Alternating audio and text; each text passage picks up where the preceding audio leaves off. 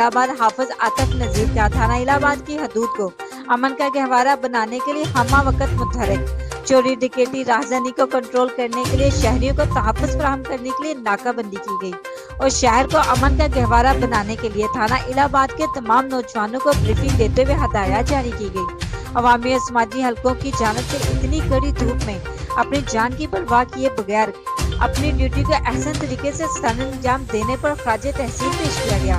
इस मौका पर SHO हाफिज आतिफ नजीर और चौकी इंचार्ज कुर्बान अली का कहना था कि थाना इलाहाबाद की हदूद को अमन का गहवारा बनाने के लिए कोई कसर नहीं छोड़ी जाएगी, चाहे हमारी जान भी चली जाए। शहरियों को तहफ़्फ़ुज़ फराहम करना हमारी अव्वल तरजीह है।